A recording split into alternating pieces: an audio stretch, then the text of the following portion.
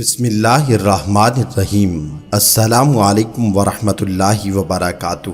معزز ناظرین، ایک مرتبہ حضرت عمر فاروق رضی اللہ تعالیٰ عنہ سفر پر جا رہے ہیں۔ جاتے جاتے سفر کے دوران کچھ بھوک لگی۔ وہ ہوٹلوں اور ریسٹورنٹوں کا زمانہ تو نہیں تھا۔ بھوک لگی کسی ہوٹل میں گھس گئے اور وہاں جا کر کھانا کھا لیا۔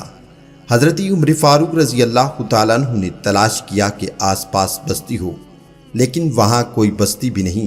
تلاش کرتے کرتے دیکھا کہ ایک بکریوں کا ریوڑ چل رہا ہے۔ خیال ہوا کہ اس بکری والے سے کچھ دودھ لے کر پی لیں تاکہ بھوک مٹ جائے، تو دیکھا کہ چرواہا بکریاں چرا رہا ہے۔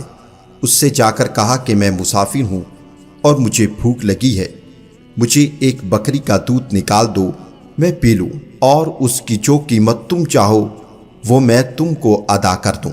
چرواہے نے کہا، جناب میں ضرور آپ کو دودھ دے دیتا، لیکن یہ بکریاں میری نہیں ہیں، میں تو ملازم ہوں، نوکر ہوں، بکریاں چرانے کے لیے مجھے میرے مالک نے رکھا ہوا ہے، اور جب تک اس سے اجازت نہ لے لوں اس وقت تک مجھے آپ کو دودھ دینے کا حق نہیں۔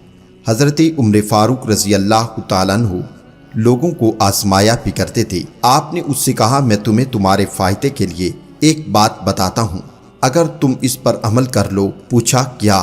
آپ نے فرمایا، ایسا کرو کہ ان بکریوں میں سے ایک بکری میرے ہاتھ بیچ دو، پیسے میں تمہیں ابھی دیتا ہوں، میرا فائدہ تو یہ ہوگا کہ مجھے دودھ مل جائے گا، ضرورت ہو گئی تو میں اسے کاٹ کر گوشت بھی کھا لوں گا، اور پھر مالک جب تم سے پوچھے ایک بکری کہاں گئی تو کہہ دینا کہ بھیڑیا کھا گیا، اس کی وجہ سے وہ تباہ ہو گئی، اور بھیڑیا تو بکریوں کو کھاتا ہی رہتا ہے، کہاں مالک تمہاری تحقیق کرتا پھرے گا بھیڑیے نے کھا لیا ہے یا نہیں کھایا۔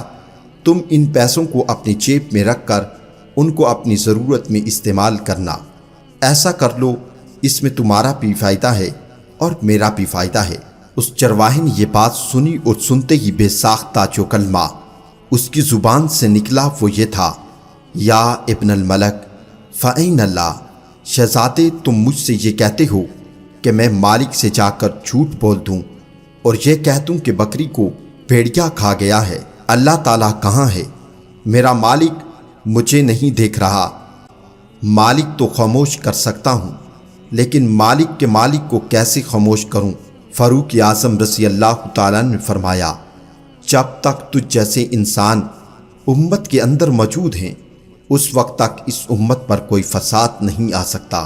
جن کے اندر اللہ تعالیٰ کے سامنے جواب دہی کا احساس موجود ہے، جب تک یہ احساس باقی ہے اس وقت تک دنیا میں امن و سکون باقی ہے، اور جب یہ ختم ہو گیا تو اس وقت انسان نہ رہے گا بلکہ بھیڑیا بن جائے گا، جیسا کہ آج کل بنا ہوا نظر آ رہا ہے۔